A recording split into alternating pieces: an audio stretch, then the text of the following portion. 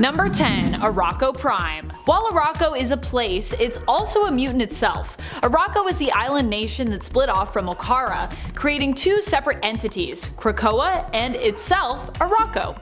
Arakko is where the mutants of that side of the land resided, but it also itself is a sentient piece of land and a mutant, much like Krakoa. Initially, Krakoa and Arakko were attempted to be reunited following the events of Ten of Swords and the Otherworld tournament, after Amenth was defeated and Arakko and Krakoa were free to join together again. However, Arakko and Krakoa realized that the years had greatly changed them both. They no longer even spoke the same language, and so Arakko and Krakoa decided to remain separate entities, and in the end, Arakko and many of the mutants of its land ended up being sent up to Mars to give them a fresh start and keep their more warfaring, violent ways a safe distance away from the Earth. Number 9. Korra of the Burning Heart.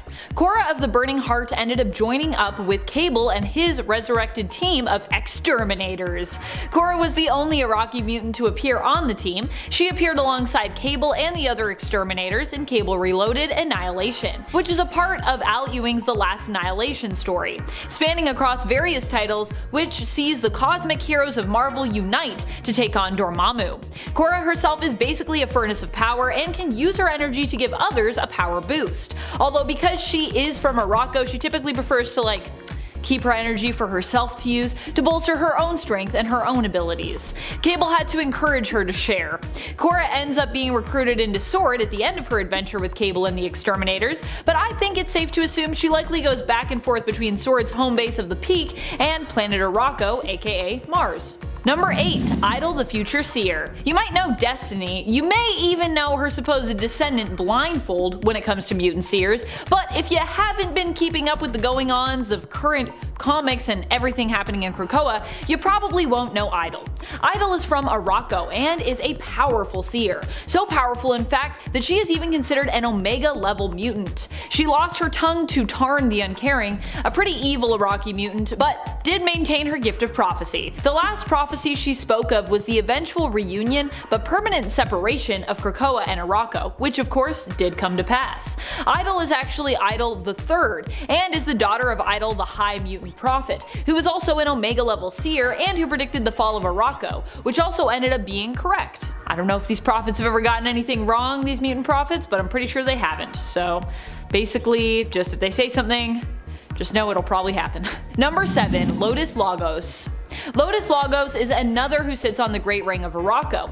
Like the Quiet Council of Krakoa, the Great Ring also has areas to its ruling body of government. There is the Table of Dawn, which has those members who specifically know about war and can advise in such times.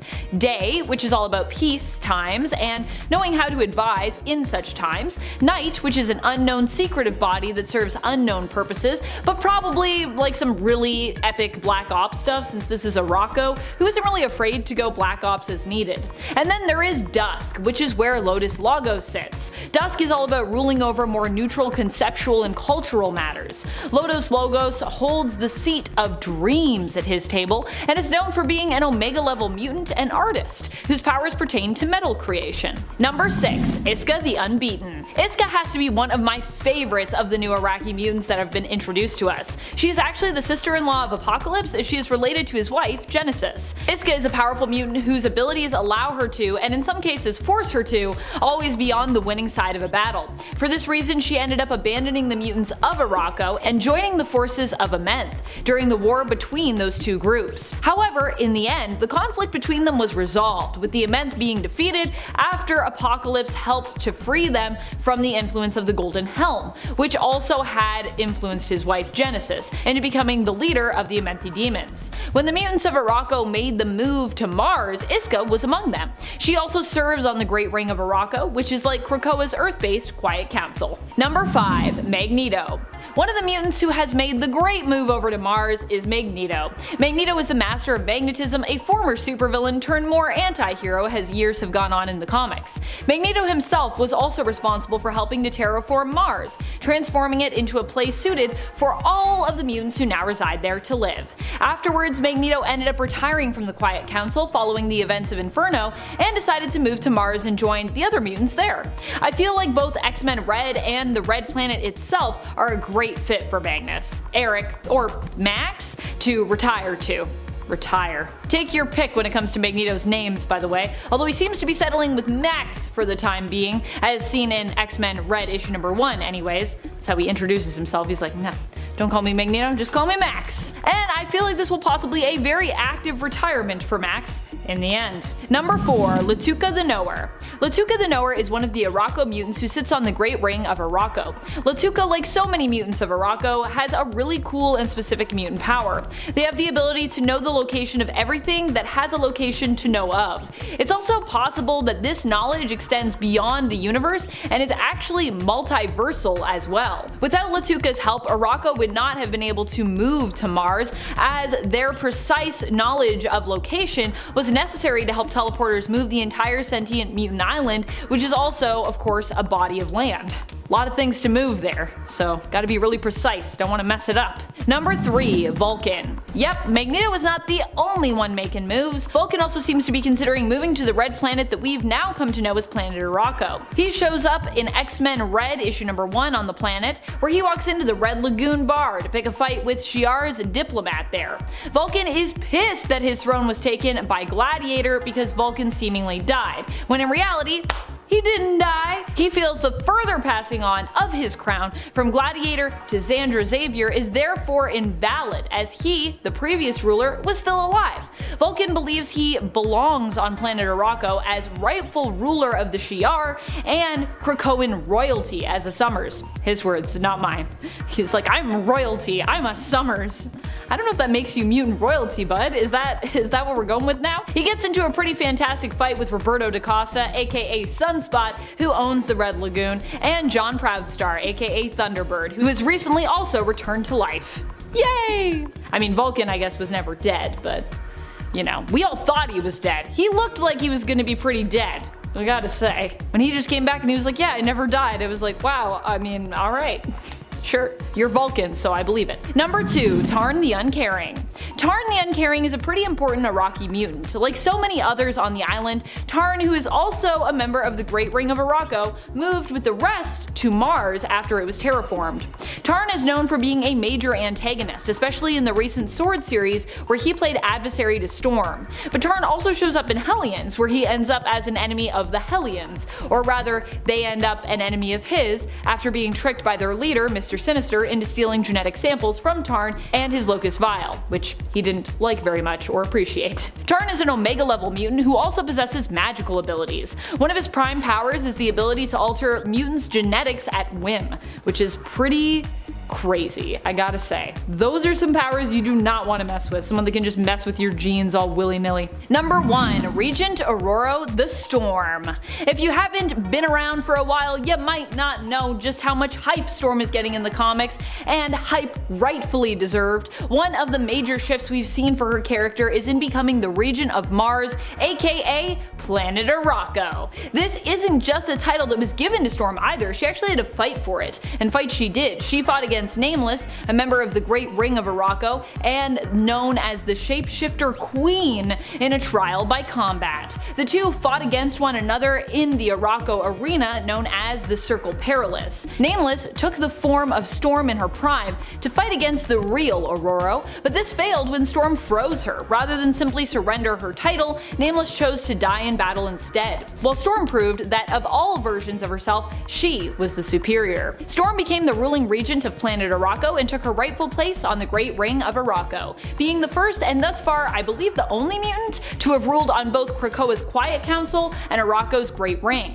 And at one point it seemed as though she might have been doing both at the same time, at least based on the order of my reading. I'm not sure if that was continuity thing or if that is actually what happened. Transitional times. Though of course I will admit my continuity could be slightly off there, so she may have just left the Quiet Council and then gone to the Great Ring. Storm can do it all. She's like, I could do this, don't worry. I'll rule both these things, help you guys, no probs. Number 10, Mantis. A new addition to the Guardians team, Mantis went from being Ego's roommate in Guardians of the Galaxy Volume 2 to becoming an Avenger, even holding Thanos down while the rest of the team tried to take the gauntlet off. Now in the comics, Mantis had to endure quite a bit before becoming an Avenger. She made her first appearance in Avengers issue 112, The Lion God Lives. Mantis was trained as a child by alien priests, section of the Kree, who thought that she was destined to be the celestial Madonna. She was killing it in martial arts, hence the nickname Mantis. Now her real name is Brant, but Mantis sounds much more fun. No offense to all the Brants out there. Those priests enhanced her mind, giving her telepathic abilities, and on her 18th birthday, she was given the gift of a lifetime, when her mind was wiped and she was instead given false memories of her childhood as an orphan in Vietnam, to experience a normal life. Because that's part of the celestial Madonna route. Nothing builds that Madonna power more than some time in Vietnam, right? And in doing so, Mantis learned to hold it down on her own quite easily. Number 9, Dr. Druid. Anthony Ludgate entered Marvel Comics in Weird Wonder Tales issue 19. He's a bit of a smarty pants, some would say.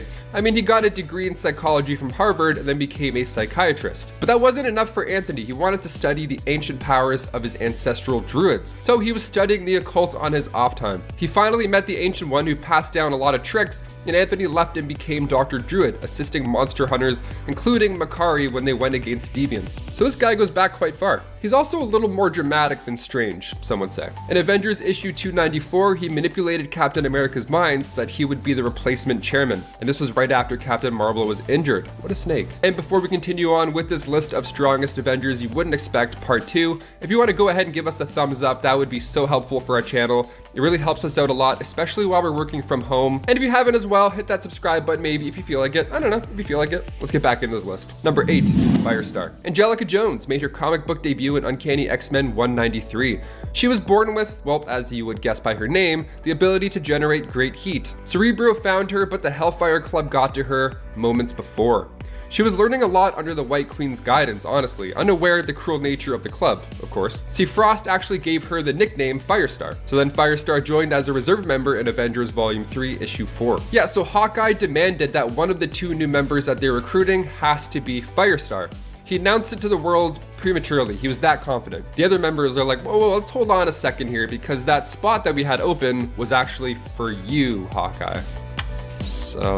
But they settled on reserve member. That's fine, that's good enough. Now cut to issue 7, the former X-Men member became a full Avengers member. Firestar was also amongst the lucky 198 mutants to have kept their abilities after the Scarlet Witch decimated the mutant population. Number 7, Wizard. This dude was only an Avenger for 4 years in the comics, but he's funky enough to mention. I feel like we don't talk about Wizard enough. Robert Frank Sr. made his first appearance in USA Comics 1, and after a run-in with a Cobra, he was bitten and his father had to use mongoose blood to try and save him the old-fashioned way, where he sucks the poison out. Some wives' tale, and it surely worked, but his father had a heart attack during this do-it-yourself transfusion and bit the bullet. Robert, on the other hand, was blessed with super speed after this, and then he became the Wizard. Great name, great name. He joined the Avengers in issue 173 back in 1978, but he met his fate and vision in the Scarlet Witch issue 2 in 1982. Number 6, Demolition Man. Dennis Murphy, born in Detroit, Michigan. He looked up to superheroes quite a bit, as do most of us. He was actually great at football, but he wasn't great enough to be recruited professionally. Sad times. But then that's when the power broker comes in to strike up a bargain. Super strength ought to help you with those home games, right, Dennis? Let's do it. Well, what happened was he got so strong that if he did decide to play football with these humans, he would probably break through them. His name is Demolition Man. Nobody would expect this guy to be an Avenger because he wasn't even the best football player. That's like what Peter Parker says. He's like, I couldn't do stuff then, so I can't do stuff now. You know? He joined the Avengers in Captain America issue 349. He helped Battlestar and US Agent free Captain America, and when US Agent and Flag Smasher started to get a little distracted, D-Man himself finished the mission properly. Number 5, Lightning. Living Lightning, here we go. It's hard to imagine that a man made of lightning would ever not get the spotlight, but that's what happens when you share the pages with this team. Lightning, aka Miguel Santos, first came into comics as a villain, actually, but he joined the West Coast Avengers in issue 74. Now, his father, cut to way before, his father was part of this group called the Legion of Living Lightning, or LOL, as some would say. And when they tried to gain control of the Hulk, which is a terrible idea, his father was killed in action. Again, terrible idea, don't fight the Hulk. So Miguel wanted to learn more of his father in the Legion, so he broke into the Legion's headquarters, and while he was snooping around, one of the machines turned on, and he turned into a living energy. Now, he almost joined the Great Lakes Avengers at one point, but only because he thought GLA meant Gay Lesbian Alliance. I don't think Great Lakes are as exciting, but you never know. We have one over here, it's Lake Ontario. It's way too cold and smelly. No.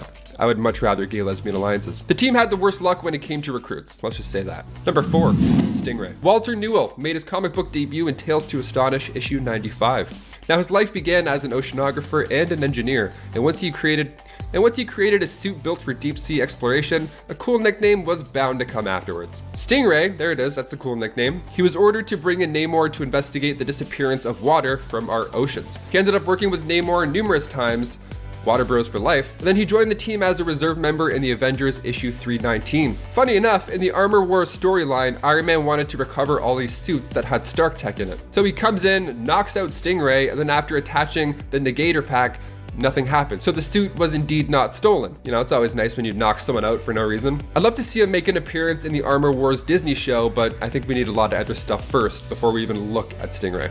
Although he is cool. Number 3, Jack of Hearts. Jonathan Hart, son of Philip Hart, a brilliant scientist who developed the liquid called Zero Fluid, and his mother was actually part of the Contraxian race. Now, the alien woman was also a scientist sent to discover this energy source to help their dying Contraxian son. Now, the alien lady heard about Philip Hart's experiments, so they met, got married, and then out came Jack. And then later on, when Jack was a teenager, his father had completed the Zero Fluid, but was sadly killed by the agents of a criminal corporation who wanted the fluid for themselves to market it. Classic bad guy stuff. Give us your fluids, let's fight. So when Jack hid in his father's lab, he was covered in said Zero Fluid, and then he started to glow and change and become more powerful, becoming the Jack of Hearts. Energy was just oozing out of his body. He handled his father's killers easily after that. He then joined the Avengers in Volume 3, Issue 43. Number 2, not one, but 2 guns. He's got 2 guns, the 2-gun kid. Let's talk about him. Of course, we can't forget this rootin' tootin' Avenger. Look out, gang, here he comes. Matt Hawk joined the team in Avengers 142. This guy's fun. Now, the cover alone, let's talk about this. The Avengers versus the wild Western heroes of all. Let's go. I'm gonna read this right now. He was a Harvard-educated Boston lawyer who settled in 1870s Tombstone, Texas, after the Civil War. Like the Civil War, not Civil War, like the Civil War. You get it? I don't really have to pitch what his life was pre-Avengers. I mean, there's horses, there's shooting, there's lots of nice boots. One day he saved the life of this elderly man. He was getting picked on by a rootin' tootin' gang. But this man just happened to be legendary gunslinger Ben Dancer. It's Ben Dancer. So Ben is exactly what you'd imagine in your head. I read all of his lines in Sam Elliott's voice because, well, of course I did. Look at him. So he, of course, trained Matt, and then when the Avengers fought Kang back in that era, so once the dust had settled, literally, the dust had settled, the 2-gun kid came back to the modern era with the team. And Hawkeye had a pretty good time as well. This is when he started to dig the West Coast life. He wanted to leave the Avengers because being a bow and arrow man made more sense to be out there than Manhattan. I have to agree. And finally, number 1, we can't forget about him, the Forgotten One. Gilgamesh made his first appearance in Eternals issue 13. He was born before the Ice Age, and in 3000 BC, the Eternal became Gilgamesh, king of Uruk in Sumeria. In ancient times, he would wander the earth battling tyrants and taking down beasts. He would fight alongside Hercules, and he even took down the demon dragon Zeus. He fought for the Roman Empire as a centurion, just taking out tribes left and right, and then he joined the Avengers in issue 300. And currently, he works alongside Hercules and the gods of war. Now, I feel like we're gonna see this guy soon in the MCU. I mean, the Eternals movie, Thor, Love and Thunder, bringing in some gods. The Forgotten One, no more. I have a feeling. Coming in at number 10, it's Pickles. I think his name alone just made me want to include him on this list. Pickles is what is known as a Banff, a race of demons who are basically little Nightcrawler-like imps, who possess similar attributes and powers as Nightcrawler and Azazel. Pickles himself lived inside Beast's van and was a backup in case anyone needed immediate transport somewhere. But he would later travel with Jean Grey and the X-Men in Jean Grey #1 from 2017. As a Banff, Pickles can teleport by displacing himself into the Brimstone dimension, travel through it, and then return to the original dimension at a certain distance from the point of departure. But unlike Nightcrawler, Pickles doesn't require foreknowledge of his destination in order to safely teleport there. But much like Nightcrawler, Pickles can stick to objects with the surface of his hands and feet, and he's got a sweet little prehensile tail. This little imp also possesses an unknown degree of muscle memory mimicry, which enables him to quickly learn and perform new martial arts with little instruction or training. He's definitely one of those few minor X-Men characters, but he's just so cute. Number 9. Gazing Nightshade. First appearing in X-Men Blue number 6 in June of 2017, the Madripoor mutant calling herself Gazing Nightshade was part of a ruthless mutant vigilante group who were inspired by Wolverine called the Raksha. The group was stopped by Jimmy Hudson and the X-Men and eventually were invited to the X-Mansion. Gazing Nightshade has the really cool mutant ability of despair inducement, meaning whoever Nightshade gazes upon enters into a trance-like state of sorrow, fueled by their deepest regrets. And to make it just 10 times more metal, both the eyes of Gazing Nightshade's victims and her own eyes bleed when she uses her powers. I mean, that's not the coolest thing. She joins Polaris' makeshift roster of X-Men in X-Men Blue number 25 in 2018 before going back to the Raksha. Number 8. Trinary. Shilpa Khatri first showed up in 2018's X-Men Red number 1 as a new mutant joining Jean Grey's team of X-Men. Shilpa was a young mutant from India who developed technopathic mutant abilities, and first used them to top up the bank accounts of every working Indian woman using the money from 25 of the biggest earning CEOs in India. That's pretty cool. And while I think that's awesome and kind of hilarious, her father did not, and he reported his own daughter to the Indian Mutant Defense Force, which is where Jean Grey and her team rescued Trinary from. As a technopath, she has the ability to psychically control all forms of technology, such as computers, cell phones, and all that junk. Her limitation at this time is that she can only control technology that is in her line of sight, and her range is currently undetermined, but judging from other technopaths, she has potential to get much stronger. It just remains to be seen. Number 7. Gabby Kinney. We included Laura Kinney on the last list, so is it cheating to use her clone? I personally say no, because Gabrielle Kinney, aka Honey Badger and recently Scout, is just awesome. Like a little feisty killing machine with adamantium bone sickles and crazy regenerative healing factor, and that also improves her strength, speed, and stamina. Gabby first appeared in All New Wolverine number 2 in 2015, and she had a long history that, just like her other clone sisters, intertwined a lot with Laura, her genetic sister, and Wolverine, her genetic father. As Honey Badger, Gabby was seemingly a favorite of her sister, and basically became a sidekick to Laura Kinney, joining Jean Grey's X-Men alongside her sister in X-Men Red number 1 in 2018. While Laura went on to become the new Wolverine, Gabby would go on to become Scout, and one of the main Wolverine family members. Oh, also her and Jonathan the Unstoppable, an actual Wolverine, like the animal, shared an immediate bond, and he is basically her pet, which is both really cool and kind of hilarious. Number 6. Gentle. Although Nesno Abidemi, son of a Wakandan woman and a Russian man, first appeared in 2006, he was only a student at the Xavier Institute until he joined the X-Men in 2009's Uncanny X-Men. Because of his father, Gentle was never treated right in Wakanda, even by his own mom, which is a little hypocritical because, you know, she got pregnant with a dude, but whatever. He was raised at the Wakandan royal court and was sent to the Xavier Institute by Aurora Monroe when his powers first manifested. Gentle's mutant ability is muscle mass expansion, which allows him to increase his size and strength almost instantly. He's done battle with a Sentinel, and his strength is said to rival Colossus, with his resting strength increasing every time he uses his powers. Because of his poor treatment though, he suffered from psychological trauma, which caused him to suffer great pain and seizures. To help his condition, Gentle's entire body was covered with vibranium tattoos to prevent him from overexerting, and they essentially keep him alive, with the added side effect of looking sick. Number 5. Oya. When Hope Summers came back from her future travels with Cable, there were 5 mutants whose X gene and abilities activated. These 5 were known as the Lights, and they were the first mutants since the events of M-Day, making them pretty important. Ide Onkokwo was 14 years old, living in Nigeria's Delta State when her mutant powers of thermokinesis activated, causing her to accidentally burn down her village. She was almost taken out by the military until the X-Men showed up to save her. Now, under the direction of Hope, and with the consent of Cyclops, the Lights began training as a rescue team for any other new mutant manifestations. Idea's ability of thermokinesis allows her to alter temperatures around her, with the limitation being that she cannot simply create hot or cold temperatures. She can only rechannel pre-existing temperature, meaning she needs the presence of heat to generate cold, and cold to generate heat, and vice versa. Oya first appeared in Uncanny X-Men number 528 in September of 2010. Number 4.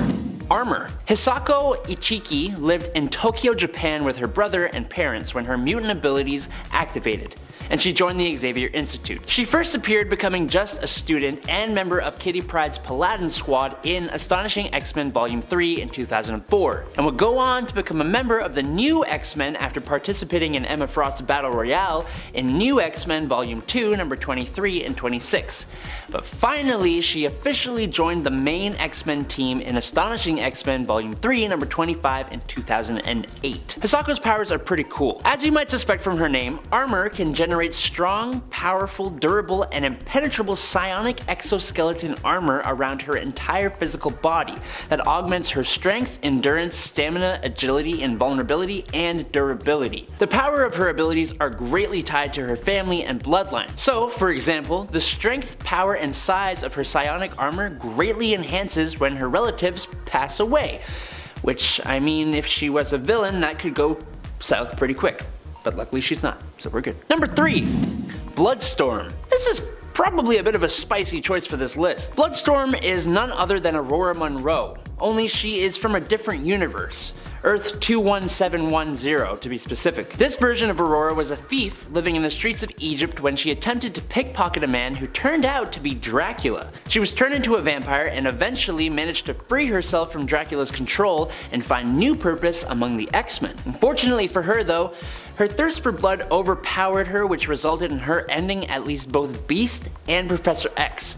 But it could have been more. She was recruited by the Goblin Queen of Earth 91240 as one of her Hexmen, and they invaded Earth 616, where Bloodstorm decided to switch sides and help the time-displaced X-Men Blue team. She was eventually recruited to the team by Cyclops. Now this is obviously Aurora Monroe, and even if she is from another universe, she is still extremely powerful. But on top of that, she has all the powers of vampirism, including being capable of transforming her body into mist and a flock of bats, and using her gaze to hypnotize people into doing her bidding. Number 2.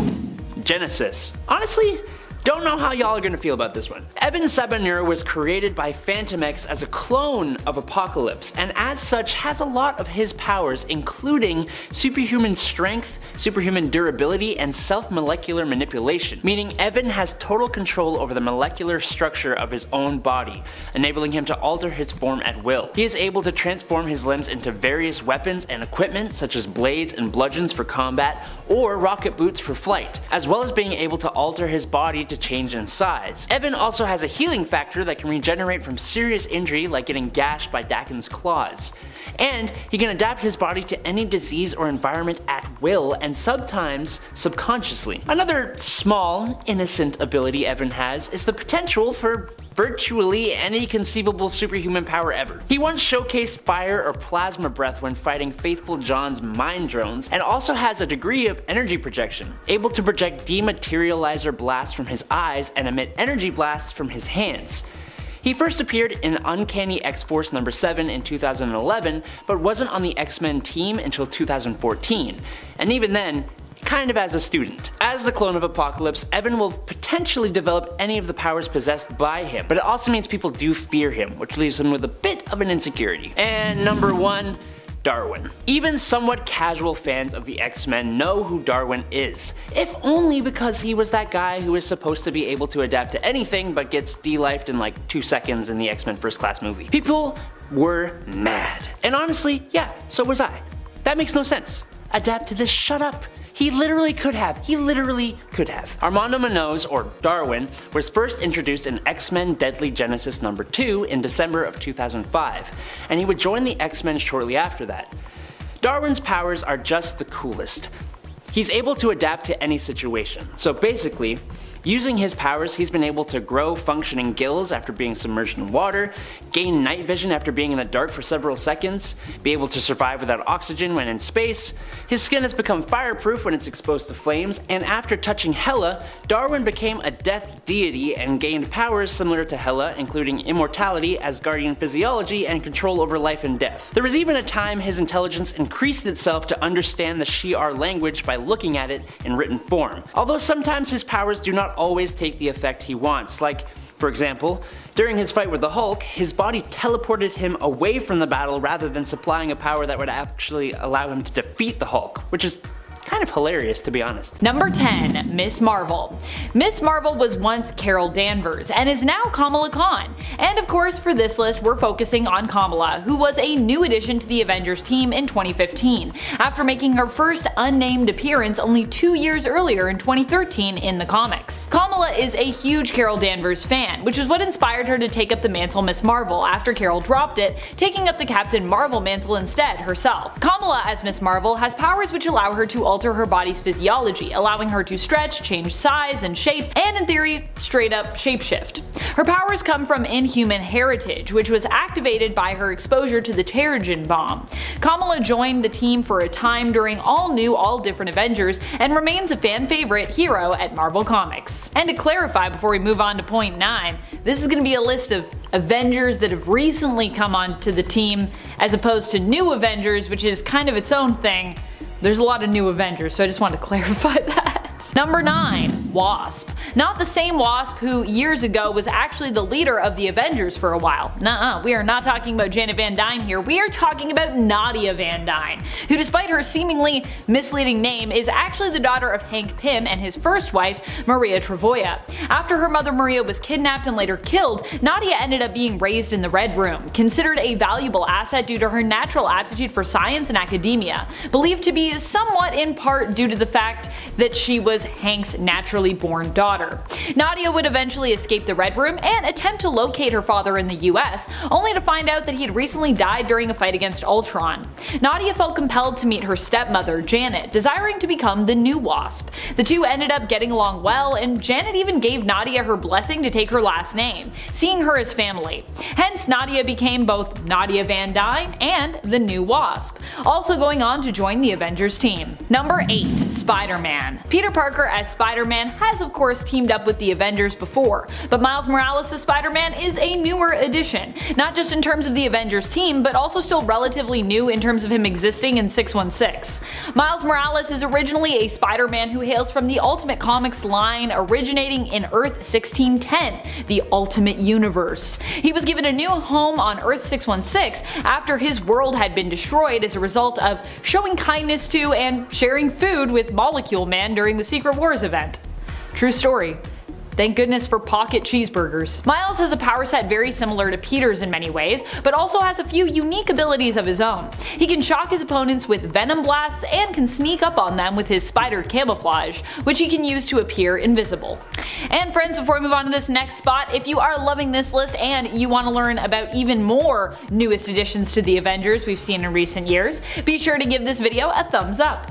Number 7. Valkyrie. Valkyrie is Jane Foster, who was originally known as Thor when she joined the Avengers team the first time around. Jane ended up becoming the new Thor after Thor Odinson, the original Thor, was deemed unworthy. As the new Mighty Thor, editorially referred to at times as Lady Thor, Jane joined the Avengers team in the all-new, all-different Avengers series in 2015. Currently in the comics, Jane is no longer the Mighty Thor, but was welcomed into Asgardia by Odin, who gave her a new title and power set, making her a new Valkyrie. To clarify, I'm saying Asgardia because she was kind of like welcome to the whole world of Asgard, but she didn't go live on Asgard or anything specific like that. Currently, Valkyrie is the mantle that she uses. Being imbued with the spirit of Valkyrie Brunhilde gives Jane the strength and power set of an Asgardian warrior. In addition, there are specific powers that are also granted to Valkyries like herself. She can teleport, has death perception, and can see ghosts, in addition to being a super strong and capable fighter.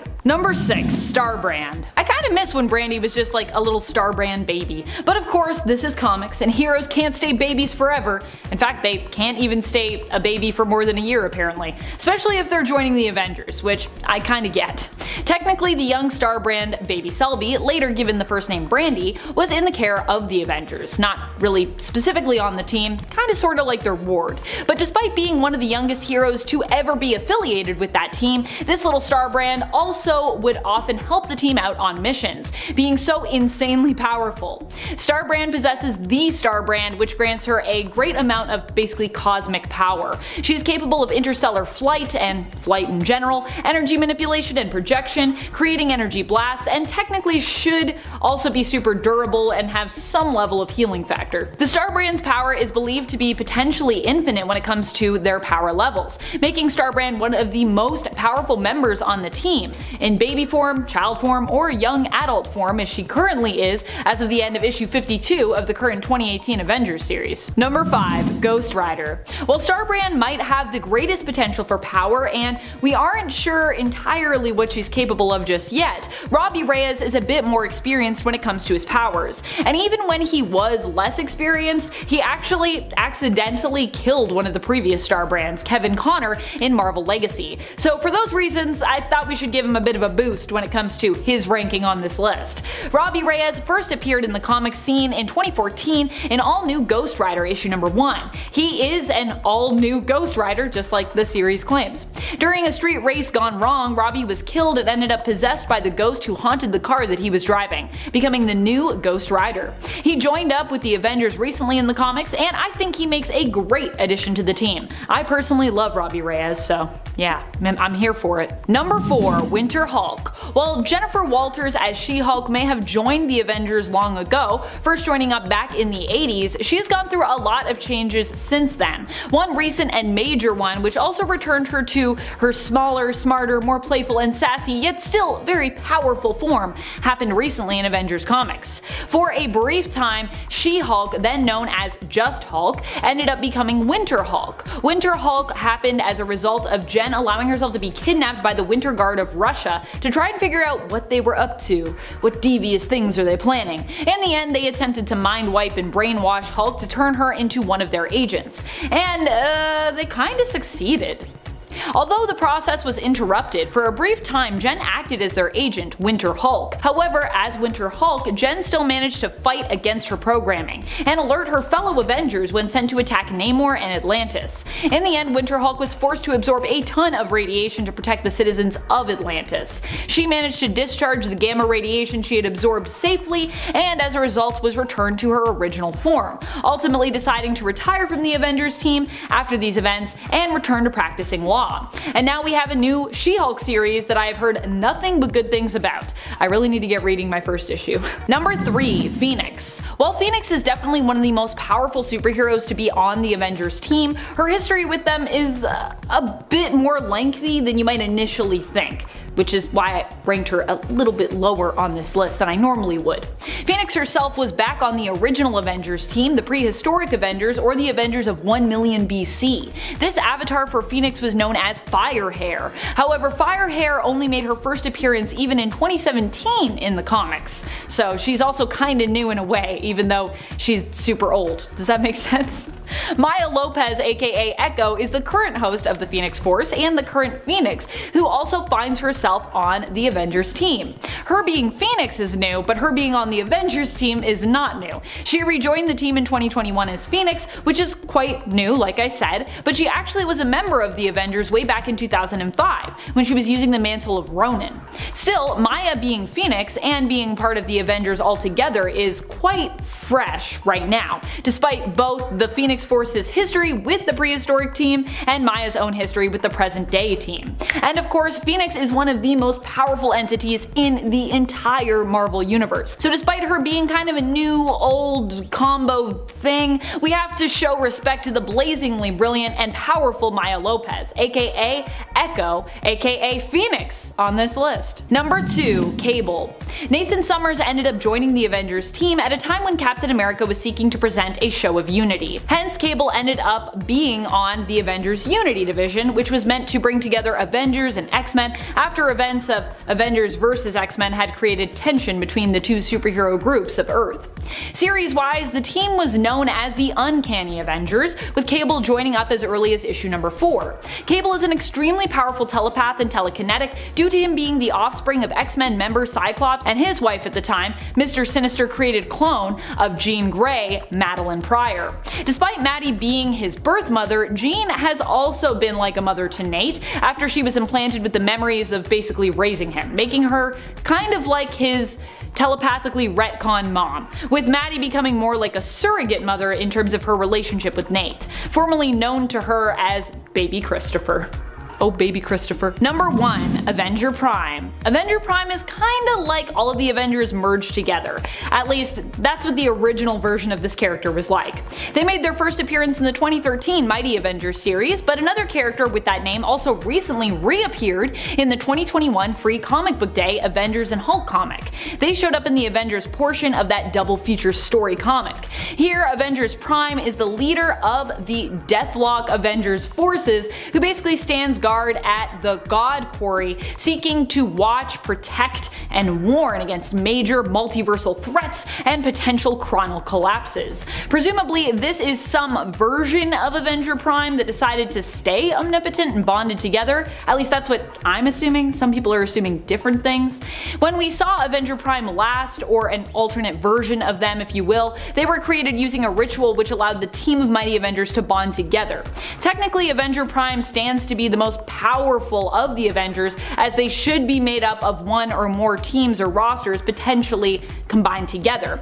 Now, of course, some people believe that Avenger Prime is actually some sort of alternate version or some future version of Tony Stark, aka Iron Man, but we don't really know for sure yet. Whoever they are though, they definitely seem to have a lot of time, a lot of power, and a lot of resources on their hands, especially for being a shadowy figure. Now, starting off at number 10, we have Forget-Me-Not.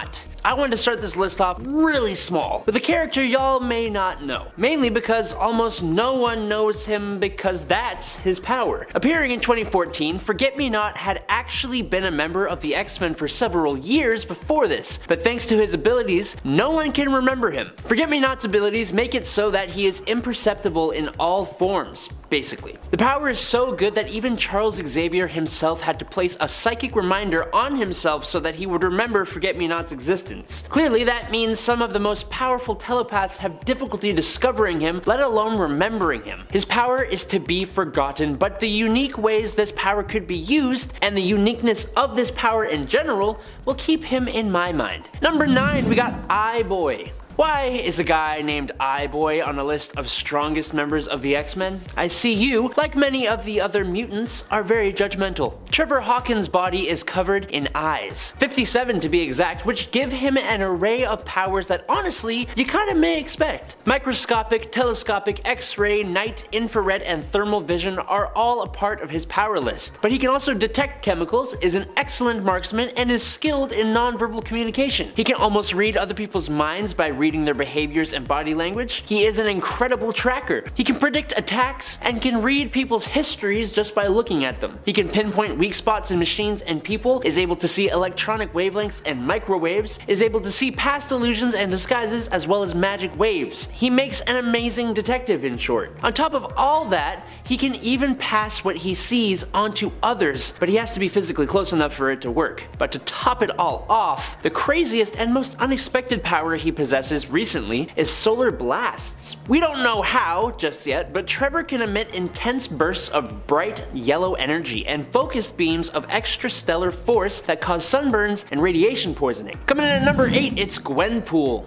I think Gwenpool has one of the strangest powers. That would be the power of medium interaction, which is because she comes from a reality very much like ours, as in superheroes are fictional people in comic books. So, when Gwen was transported to a pocket universe that recreated her home reality, Gwen's perception of the fictional world allowed her to gain the ability to recognize and manipulate the artistic medium that she was now in. She can see and physically interact with lettering and caption boxes, and touch and even break through panel gutters, allowing her to transport objects short distances through space and time by moving them across panels, and she interacts with different instances of herself from multiple panels on the same page. Now, I don't know if you've realized this, but this kind of means Gwendolyn Poole can kind of warp reality in a way. She kind of becomes one of the most crazily powerful characters in comics, at least potentially. She first showed up in Howard the Duck Volume 6 number 1 in November of 2015, and she has actually teamed up with many different characters and teams, including being a member of the X-Men on and off again. Number 7,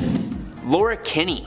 I know, she isn't really new as a character, but Laura Kinney, or X-23, has become the all-new Wolverine, and that is relatively new. She officially joined the X-Men as this Wolverine at the Hellfire Gala in 2021. There are a few characters with powers similar to Wolverine, and there are even a few who are clones of Laura herself, but of all these characters, Laura is certainly the best and definitely the most fan-loved. Her powers are very similar to Logan's, with her primary mutant power being an accelerated healing factor, and obviously she also has retractable bone claws, only she has 2 in her forearms and 1 in her foot. Well, each foot. She was obviously a clone and grew up being made to be a weapon, so of course she has an extremely haunted past. But with Logan as a father figure in her life, she grew up under him, and she even did the same for Gabrielle Kinney, another clone who Laura considers to be her younger sister. She's already done so much, but I just kinda can't wait to see what else she does as Wolverine. Number 6. It's Synch. Everett Thomas isn't a new character by any means, being first introduced in 1994, but while he was a part of Generation X, he didn't officially land on the team until this newest iteration of X-Men. He was also one of the first mutants resurrected by the Five on Krakoa, due to the fact that his powers could enable him to act as a substitute for any of the Five who might need to tag out. With that said, what are his powers? Synch's powers are known as synchronistic power replication. Synch basically produces this really cool funkadelic looking aura that allows him to synchronize with other supers in his vicinity, letting him use their powers unless they leave the vicinity. But what's really interesting is that he doesn't need that person to be completely there. So if you had like a tissue sample from a superpowered person, he could sync with that and it would be enough. Since his resurrection, his powers have been amped up, giving him a limited memory bank of powers he's synced with. He became an official base member of the new X-Men team announced at the Hellfire Gala alongside Laura Kinney in X-Men Volume 5 number 21 in 2022. Number 5. Zorn. Question: what would you do if you and your twin brother developed the mutant ability of having your head become a star? Answer: I honestly don't know how you would still be alive to decide what to do in the first place. Shen Zorn and his twin brother Quan Yin Zorn both developed mutant powers that, in essence, were tiny stars that burned away and replaced their actual heads. They were both isolated, and they both wear super cool looking iron helmets with power dampeners to contain their power from doing too much damage. Shen is called Zorn with a Z, and his head is actually technically a black hole. And to keep things not confusing, Quan Yin is also named Zorn, but with an X. Okay, so what the heck can they do with their powers? Well, both of these characters can produce gravitational electromagnetism, which could actually allow them to heal others and use telepathy, and also, really weirdly, somehow allowed them to sense when people died and speak using shaking gravitational particles. Zorn, the one with a Z, could suck people into his black hole and even turn his black hole back into a sun. They could also both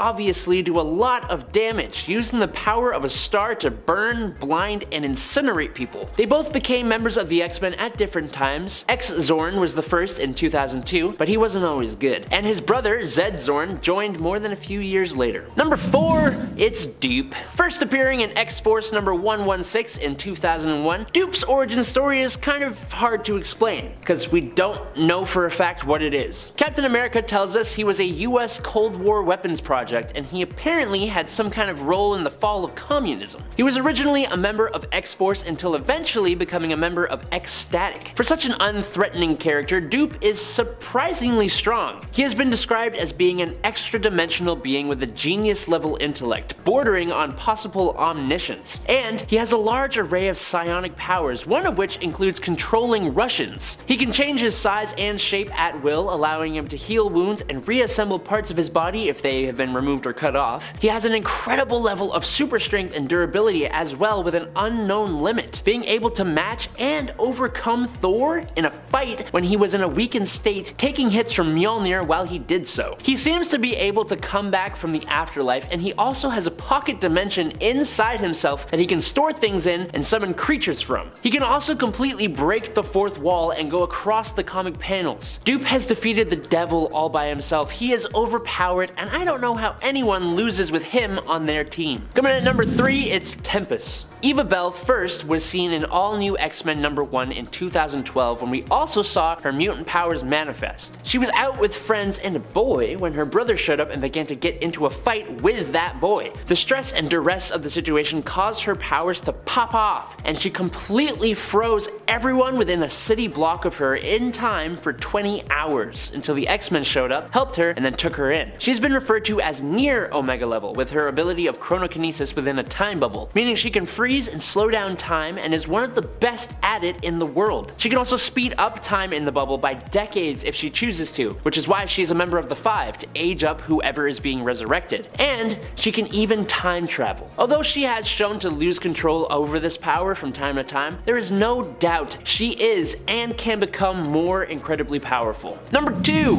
Elixir. Joshua Foley, otherwise known as Elixir, is a mutant with Omega level healing abilities. He's incredibly powerful, and while originally was just considered a general threat, he can actually use his powers offensively as well, completely ending lives if he wants to. Using his mutant ability of biokinesis, Elixir is capable of controlling the biological structure of his own and other people's bodies down to the genetic level. Now this started off small, but has grown to allow him to simultaneously heal dozens of people, resurrect himself and others, and even the ability to control, manipulate, and absorb the life forces of other living creatures. Offensively, he can use his death touch to harm others, to cause different types of illness, massive swellings, and organ failure. He's even completely destroyed the body of enemies before. He is one of the core members of the Five, as I'm sure no one is surprised about, and he has been a member of the X-Men ever since he was one of the only surviving mutants who retained his powers at the Xavier Institute after M-Day, and he was trained to become one in 2006's New Mutants. Number 1.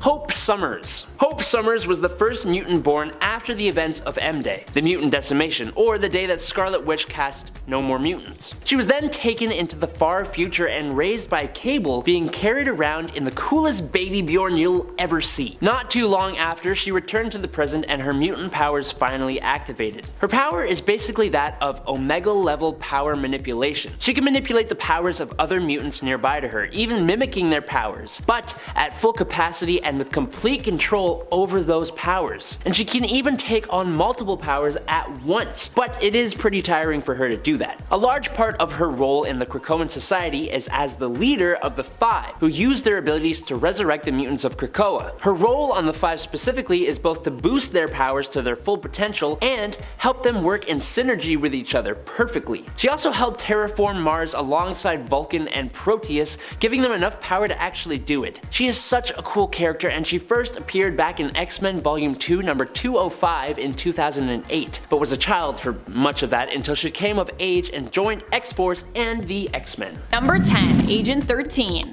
While Sharon Carter might just be your average run-of-the-mill human on paper, in reality she is anything but your run-of-the-mill human when it comes to her capabilities. When the Secret Avengers team was brought together following the disbanding of Norman Osborn's Dark Avengers and Hammer, Captain America decided not to resurrect S.H.I.E.L.D., but instead create his own sub-Avengers teams to help keep the world safe. One of these teams was the Secret Avengers, and Sharon Carter was entrusted to be his kind of co-captain for it. Sharon Carter is Agent 13. Sharon was inspired to become an agent by tales that her Aunt Peggy Carter told her of her own heroics, as well as Captain America's. She joined S.H.I.E.L.D. and is considered to be among one of their best agents, being an expert in hand-to-hand combat as well as firearms. More importantly, Sharon is also a great tactician, strategist, and leader. Number 9. Goliath. Despite the fact that he died on the team, Goliath was still a powerful member. Goliath is Bill Foster, who used to work with Dr. Hank Pym as his assistant. Being a brilliant scientist himself, Foster was able to duplicate the formula for Pym particles. Exposing himself to Pym particles, he was given the ability to alter his size, turning himself into a giant. Well, at will. He could turn himself into a giant and then shrink back down. Hence the name Goliath. Safely, Foster could grow to 25 feet in height. His increase in size also gave him a great increase in strength and somewhat in durability due to his change in mass. The formula also allows his body to change so that it can actually support the weight of his new and larger form while he is transformed. However, Goliath was vulnerable if he changed sizes multiple times in a shorter period, as it left him weakened somewhat and exhausted temporarily. it's hard on the body, basically. He died during his time serving on the Secret Avengers during the first Civil War, which was actually the first Secret Avengers team, but not the first volume of Secret Avengers, to be clear. To some, his death only strengthened their conviction for the cause, and to others, it acted as a warning to basically leave the team. And gave them a signal that actually what they were doing maybe it wasn't a good idea. And friends, before we move on to this next spot, if you are loving this list and you want to learn more about other sub-Avengers teams or more about the Secret Avengers, be sure to let us know by giving this video a thumbs up. There's still lots of powerful members that I haven't talked about yet, so we could probably do a part 2 for this one. Number 8. Ant-Man. Ant-Man, for the purpose of this list, is actually Arakko Grady, not Hank Pym or Scott Lang. During the Secret Avengers run that Ant-Man was a part of, the mantle was being held by Eric. If you thought Scott's past and thieving actions were questionable, Eric basically puts him to shame. Eric is probably the baddest of the Ant-Men in terms of his morals, although I think all Ant-Men have made some morally questionable choices in their life. Still, O'Grady really takes the cake overall. Eric O'Grady is more commonly known as the Irredeemable Ant-Man, which was the name of his Ant-Man series, which really gives you an idea of what type of character he is. However, Eric had decided to turn over a new leaf and really try to make a difference in the world and become a hero, which was what motivated him to accept a position on the Secret Avengers team. Although, to be clear, up to this point he was still a hero, he just was kind of like a very morally corrupt hero.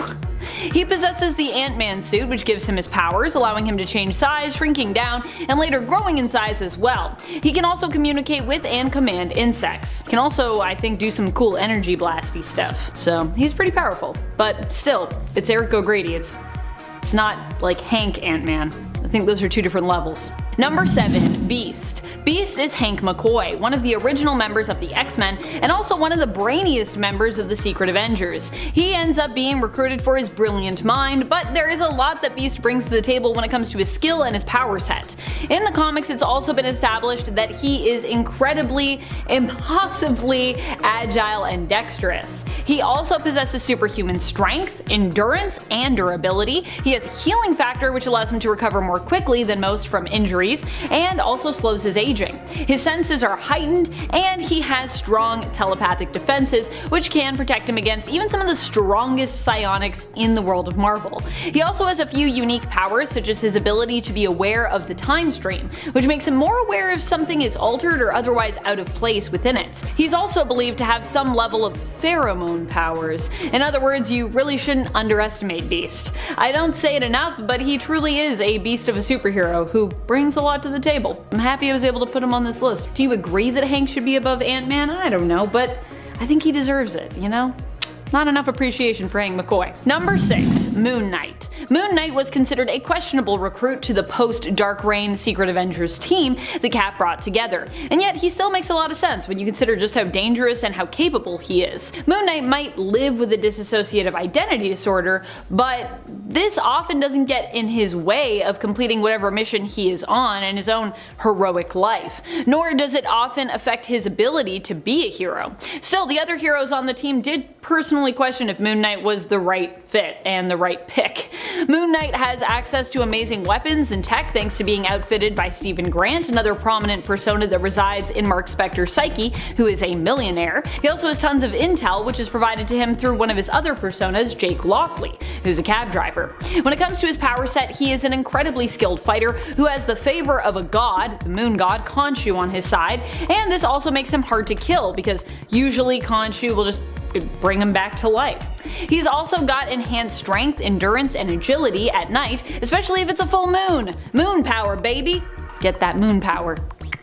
Number 5. War Machine. War Machine is James Rhodes, who gets his powers from his Iron Man made armor. Donning this armor, he goes by the mantle of War Machine typically, but has also been known to wear the Iron Patriot armor and also use that moniker as well. In fact, during his time on the Secret Avengers team, Rhodey's War Machine armor received an upgrade that allowed him to phase and appear invisible, but he would actually give up the War Machine mantle to later become Iron Man in secret, and then end up later leaving the Secret Avengers team when he decided to take up the Iron Patriot armor and that name. Rhodey might get his powers from his suit, but the skills and knowledge which he uses to pilot them is all his own. So even without his armor, he's pretty powerful. I mean, he's a guy, but he's still a powerful guy. Also, he has lots of suits, so he also powerful in his suits. His suits of armor. Number 4. Black Widow. Black Widow makes for a great addition to Captain America's Secret Avengers team that is formed following the end of Norman Osborn's Dark Reign. This team was one that Captain America brought together to basically serve as his Black Ops team. Their main mission was to help clean up all the messes that Norman Osborn had left about during his time ruling Hammer and the Dark Avengers. Considering that Natasha is a highly skilled and trained assassin who also has extensively reflected on the moral dilemma that comes attached to things like assassinating people and Black Ops, she makes a great fit. She is extremely experienced with walking that fine line between getting less savory jobs done, but also making sure you don't lose yourself and that you only do as much as is really necessary. Not only is she highly trained and skilled, but it's also implied that she technically has superpowers after being exposed to a Russian variation of the super soldier serum during her time in the Red Room. It's how she can stay so youthful and she looks so young forever. That Russian super soldier serum. Making sense of how is Black Widow even still alive and what is going on. Number 3. Valkyrie. Brunhilde is Valkyrie, or at least she was Valkyrie. Now there's another Valkyrie, and actually there's kind of like other Valkyries, multiple Valkyries, but I digress. Brunhilde is also Valkyrie in the comics. She ended up joining the Secret Avengers after her apparent death during the Fear Itself event. As a character, she dies quite a bit to be honest, but she usually gets to return, which is awesome. As an Asgardian, Brunhilde has powers that come from just being of Asgard. She has superhuman strength, speed, durability, reflexes, has slowed aging and an increased lifespan, and of course she can self-heal. Although as I said, that doesn't always save her from dying, which happens. Number 2. Captain America. Probably one of the most important members of the Secret Avengers team at almost all times is Captain America. Captain America was the founder of the team the first time around and formed it to help fight back against Iron Man and the Superhuman Registration Act during Civil War. It was called Secret Avengers because of the fact that the team had to be kept secret. Otherwise they would have been taken away and imprisoned due to the SRA or the SHRA. I don't know if superhuman, if those are their own letters or not. Captain America is a super soldier, a strong and motivational leader who also has super strength, speed, agility, speed, I said speed twice, but he's really speedy, I guess, and endurance, all thanks to him being exposed to the super soldier serum years ago in World War II. So he's not just super valuable as a leader, but he's also super powerful in general. Also, he's Captain freaking America. That's just having that name. I feel like if you're Captain America already, you get some kind of power level just from people being like, oh, it's Captain America. Number 1. Nova. Nova is Richard Rider. He basically came on to act as a Secret Avengers powerhouse when Captain America originally banded this team together after Hammer was disbanded, which I think means he gets our top spot by default. Also, Nova is just insanely powerful due to him being the host of the Nova Force. He only ended up sticking around for the first arc of the first Secret Avengers series volume, as he had to go do some cosmic stuff and he was pulled away, but he was still a member for a time, so we can still count him. Nova is insanely strong, fast, durable, can self-heal, can fly, also having the ability to fly through space, and he's super smart, as he has access to the Xandarian world mind, basically giving him access to all the knowledge of Xandar. So yeah, he's got it all, baby. He's got the strength, he's got the wits, he's got that sweet look in his awesome suit with his awesome helmet.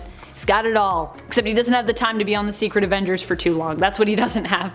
He lacks time. Number 10. Louise. Louise is not a major character in terms of being a huge mutant or key villain to mutants in the current series, but she is someone who will likely end up becoming a close friend and ally of Wolverine's. She first appeared in issue number 1 of the newest Wolverine series that started in 2020. I actually remember reading that first issue when I was in New York City right before the world went crazy. Oh my, what a time. Memories. Louise is a member of the Night Guard, and while she dropped off after issue 1, as we keep coming back to Dracula and the vampire nations going ons in the Wolverine series, she too has resurfaced. Louise was given a suit by Forge to help slow her transformation into a vampire after she and her Night Guard were attacked and either killed or turned. She once more teamed up with Logan as they went head to head with Dracula and his loyal subjects, and likely she'll be back again as this slow burning story continues to be developed. In fact, I think this is going to be like the big story before the end of this current Wolverine series, whenever we get there. Number 9. Cyclops Lass. So Cyclops Lass might not be one of the most important characters on this list, but I still think she is a character you should get to know because, well, she's just a cool character. I really like Cyclops Lass. Cyclops Lass is Beatrice Buddy Bartholomew and is the leader of the Children of the Atom. By the way, it took me a minute to realize when I first heard of this fan-composed mutant-inspired teen hero team's name that their group name was another phrase used for mutants and even the X-Men back in the day. It's pretty cool when you realize that. Neat stuff. Cyclops Lass appears to have powers similar to the X-Men member and often leader, Cyclops, but in reality we learned that it was actually alien tech which gave her team their powers, allowing them to appear like mutants and like some of their favorite X-Men members. Still, Buddy is a cool character, and while Children of the Atom has ended, I do hope we get to see more of its team members.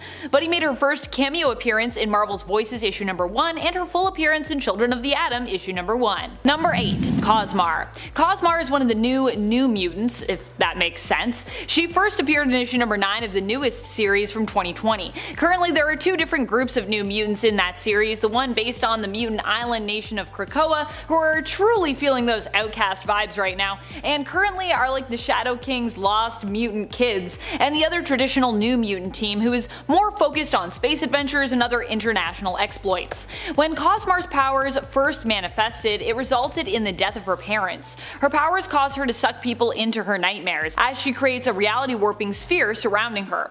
All those who touch or interact with it run the risk of being sucked in. And I believe Forge actually made her a suit as well, as Forge is just making everybody little things to help them with their powers, to help her sort of control those powers so that they wouldn't be so disastrous. Number 7. Gimmick. Gimmick is a new mutant who first appeared and had her powers manifest in Children of the Atom. She was the one member of the team who actually ended up making it to Krakoa due to the fact that she was a real mutant, in addition to also being a major fangirl of the X-Men. But aside from her being a mutant, Carmen Cruz is also good friends with the fellow Children of the Atom, with Cyclops Lass, aka Buddy, probably being her best friend on the team and also her secret crush who she's in love with. Another thing that I love about Carmen is that she also is the person that makes all the costumes on the team, and she's super into cosplay, which I just think is like super cool and super cute. We don't have a lot of characters in the comics that are cosplayers, so I really liked that element. Gimmick's powers appeared initially to be similar to Gambit's,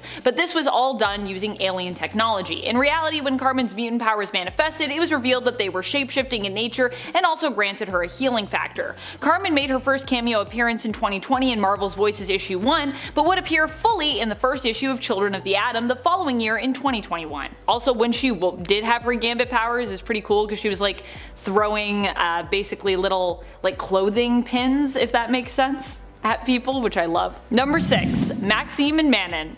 Maxime and Manon are relatively new characters and mutants who appeared within the last year, but we also now potentially have a different version of them in the current X books. They're likely from a different continuity due to what we learned during the Dawn of X period of the current line. There's like a version of them I think that's like 616, and then there's a version of them that doesn't actually have a reality number officially yet, but yes. Maxime and Manon, as we see them in the current timeline, are a brother and sister who together can heavily manipulate and warp the minds of others. Maxime can manipulate the emotions of his target, and Manon can manipulate and alter their memories, making the two a powerful duo when working in tandem. Maxime and Manon once served Ahab, being brainwashed into using their powers to make hounds for him. However, they would later be freed by Jean Grey, and Cable would convince her to look after them. Maxime and Manon are currently relevant because in the New Mutant series, they use their powers to make two humans attack one another and fight to the death, which is against Krakoan law. Ooh. However, nothing seems to have come from them taking this extreme action just yet, but I wouldn't be surprised if it comes around at some point. Number 5. Bay the Blood Moon. Bay the Blood Moon is an awesome new character who made her first appearance in the Ten of Swords event back in the second main main book from the event, Ten of Swords Stasis.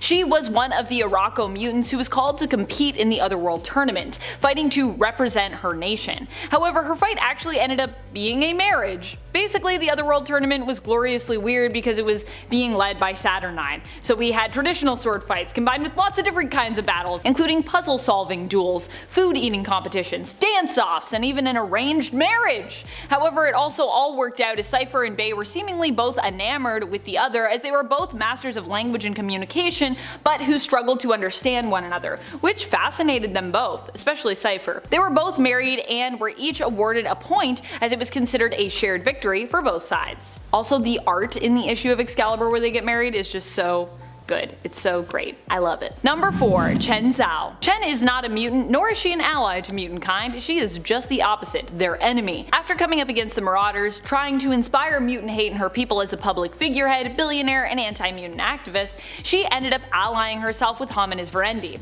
Still hell-bent on destroying mutant kind's reputation as heroes, and now especially focused on doing harm to the band of mutant heroes that we know as the Marauders. Chen Zhao made her first appearance back in 2019 in Marauders issue 1, which once again, if you haven't read any of this comic, why not go back and start with that first issue in Chen's first appearance. Currently, Chen is Hominis Verendi's White Bishop, and she's definitely a villain that I think is going to be more prominent and keep getting like more badass, which I love. Number 3. Dolores Ramirez. Dolores Ramirez is another non-mutant, but someone who is a very important character within and around the X-Men universe currently. She is the head of the X-Desk, and no, I don't mean that she worked with Jonathan Hickman to bring our current line of X-Books to life.